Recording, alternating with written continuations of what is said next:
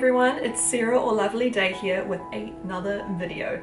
Now, as you can see from the title, it's quite exciting. I have finally bit the bullet and redone Millie's face up. Now, the reason I had taken so long to do this was because, for one, it was the first face up I had ever done, and it was Millie.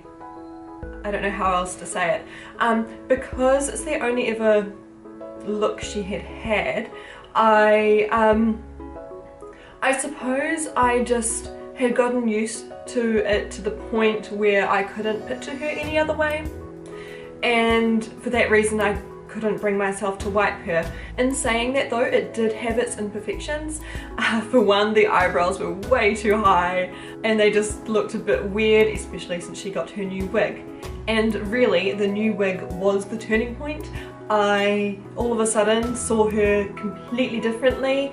I mean, it's the style I had intended for her since the very beginning. I had always wanted her to have a wig like this with purple on the ends.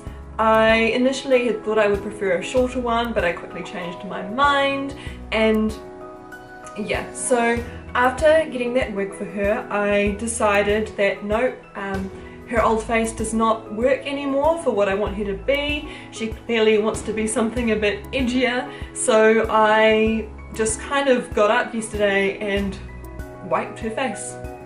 I didn't really put too much thought into it, I just wiped it.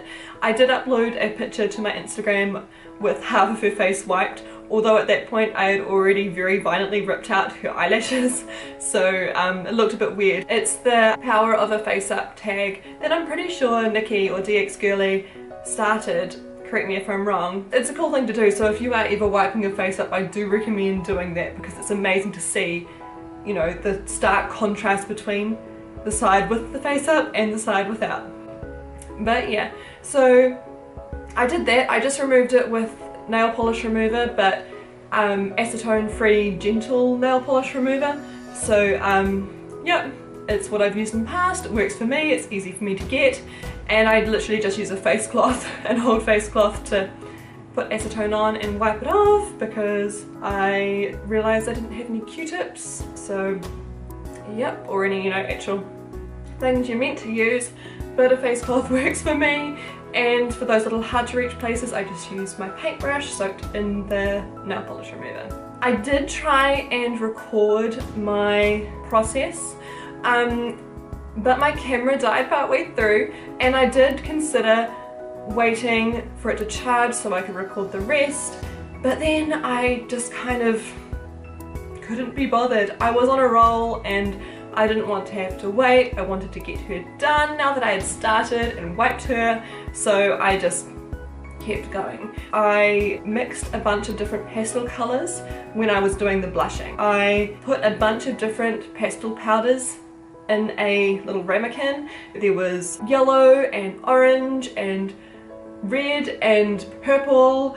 I think I even might have had some blue in there. There was a lot. So I kind of just had this mixture of powders, and then I used my powder brush with that on Millie's face. And I did use powder brushes, those are makeup brushes that I'm using, and they work quite well. I do like them. I did stay on the top half of her face because last time I went a bit heavy with the blushing around her chin, and because the Me has such a long heart-shaped face, it really just accentuated how skinny and pointed her face was, how long it was, and I didn't really like that. So I actually did a bit of research on best makeup, you know, things to do for a long face. Makeup in general, like all the contouring, all that stuff, it's not really one size fits all.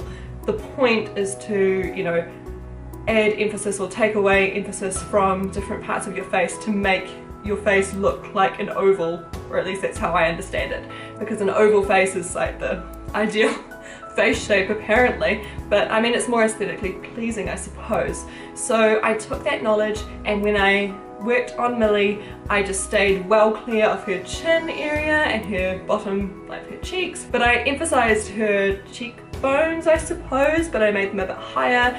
I put a lot of work into her eyes, and yeah, I'm really happy with how it looked. For the lips, I ended up again mixing a few different colours, so there was a purple, a brown, a grey, and then I mixed the powders in my ramekin, added a bit of water, and then I painted that solution onto Millie's lips so that I was able to get a nice, you know, clean line around the edge of her lips. The only other thing I did to them was go around them with brown pencil, and then with that same pencil get the lines, and then gloss obviously at the end. So that's all I caught on the footage. Hopefully that was at least a little bit useful. I will make a conscious effort next time I do a face up, it'll probably be for my Miro doll Lily, to make sure my camera is charged and record the whole process.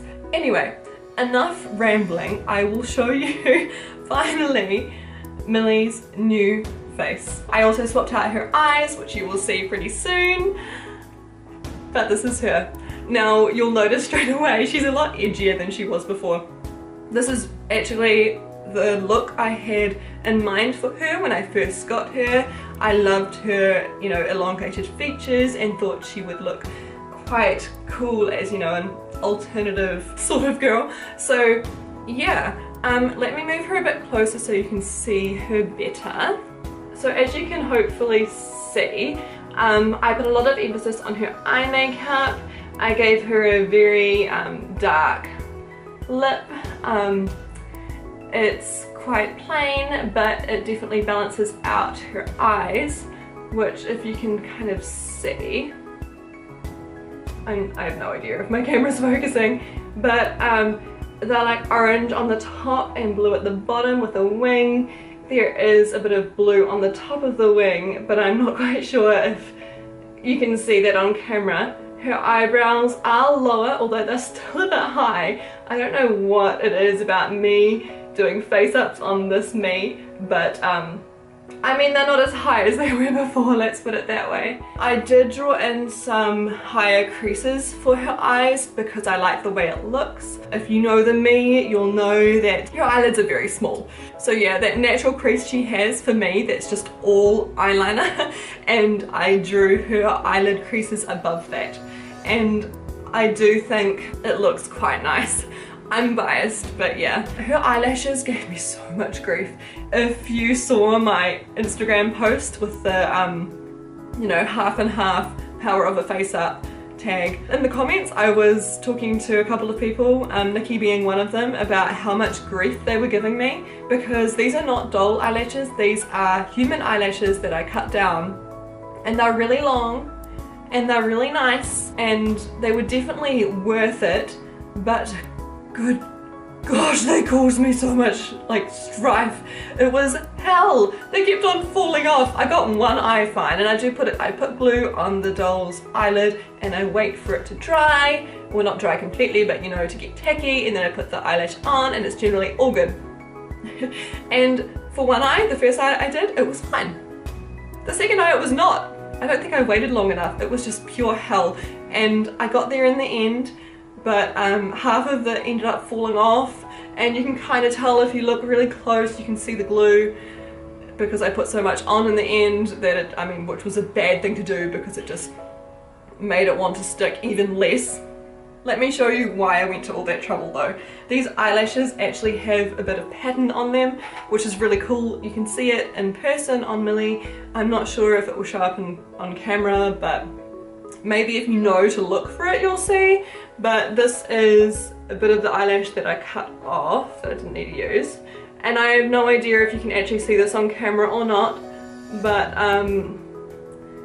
there is a bit of pattern on there. I don't know how to hold this. But maybe you can see it, maybe you can't. But that is why I went to all that trouble. I had a set of other eyelashes that were a lot thinner and, you know, would probably give me less strife, but I wanted these ones to work, okay?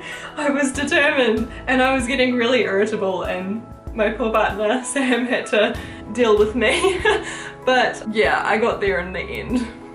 Now it makes a lot more sense that, you know, she has a name like Millicent rather than just Millie. Before she was more of just a Millie, but now she's definitely a Millicent. But yeah, I'm so proud of how it looks. I need to take some better pictures in daylight so I can, for one, put them on Instagram, and I'll probably use them from the thumbnail, so you would have seen that already. But yeah, I cannot stop looking at her and playing with her. It's like I have a new doll. It's so funny seeing her next to Claire, because you may or may not notice Claire is wearing the pink jacket that Millie used to wear. As I said in my last Wine and Dollies, it is literally like they've swapped styles. And next to Millicent, Claire looks super innocent and cute, whereas Millicent is very edgy in comparison. But I love it. I don't really have too much else to say. I really just wanted to make a quick video to show you Millie's new face, her new look. So that is that. Quick update on my orders. My Mirror Lily has shipped, which I am super hyped about. She's scheduled to arrive on Monday, which is my first day back at work. So I'm not sure how that's going to work for me making an unboxing video. It's probably going to be a nighttime one, so my lighting will be shit, but it is what it is, and I'm probably not going to be able to wait unless I get home early enough that I can catch some sunlight, but we'll see how we go. Her wig arrived too, which I will wait to show you until she gets here. And yeah, anyway, I think that's all I have to say. I hope you like Millie's new face. I do hope to make videos in future telling you more about their characters. I have kind of been waiting for my boy to arrive, but I might not be able to wait until then. We'll see how we go. I definitely am looking forward to talking more about my girls and their personalities. But yeah, anyway, it has been lovely. Thank you so much for watching. I really appreciate it, and I will catch you in another video sometime soon.